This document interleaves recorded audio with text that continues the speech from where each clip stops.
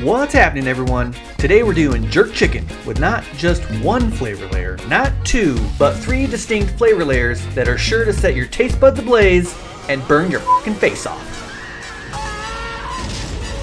Okay, well, probably not that hot. This video started shortly after we arrived in the Caribbean and trying some authentic jerk chicken. It was much more flavorful than anything I've had in the States, and largely due to these unique spices.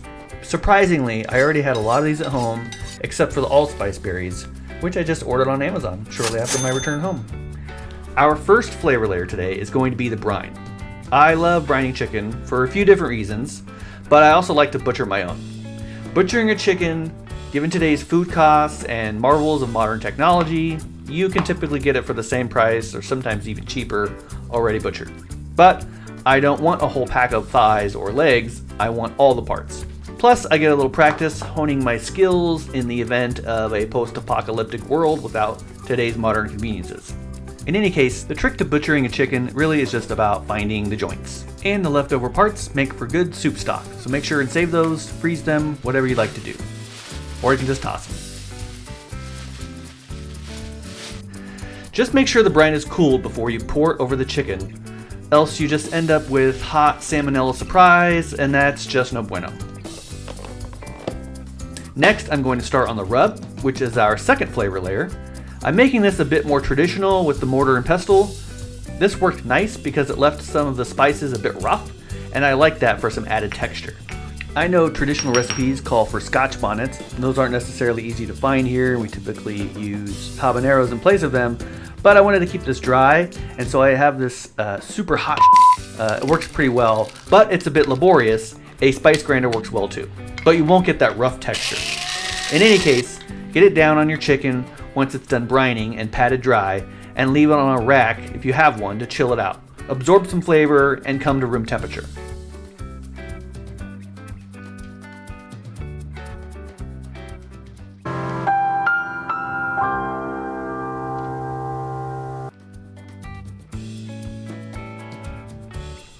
Our third flavor layer is the sauce. I've seen a lot of different recipes online and even experienced it in the Caribbean, dry versus wet. So I thought I would do both and make kind of a BBQ-Fusion jerk sauce, if you will. Also with the mortar and pestle, but with some standard barbecue sauce fixins, and of course a lot of the same jerk seasonings.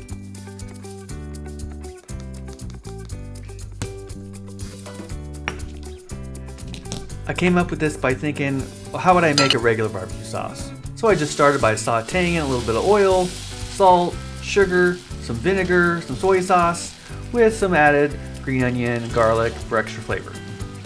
And even a bit of the real thing just to help it along.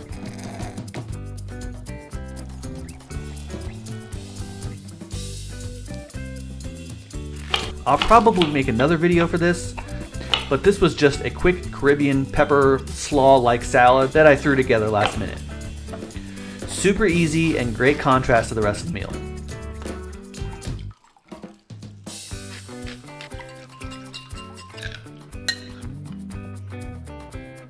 I like to start with the dark meat because it can stand up to longer cooking times. So I'm going to sear these for a few minutes on each side, get some sauce down on them, and then cook the breasts last because they tend to dry out really fast. While the chicken is cooking, I'm going to make some red beans and rice. One of the tricks I discovered is making it with coconut milk, which sounds weird, but it turned out really great and really only added subtle notes of coconut. Also made with jerk seasoning and a bit of heat. Also, something I came across in my Caribbean cuisine research was fried boti, which is really just a type of green bean. Also super easy: onion, tomato, some garlic, saute the beans for a few minutes, and then lay down some liquid to steam them a bit. In the end, it all came together very nicely, super simple, yet powerful spices and flavor. And the family loved it. Thanks for watching, everyone. I'll see you next time.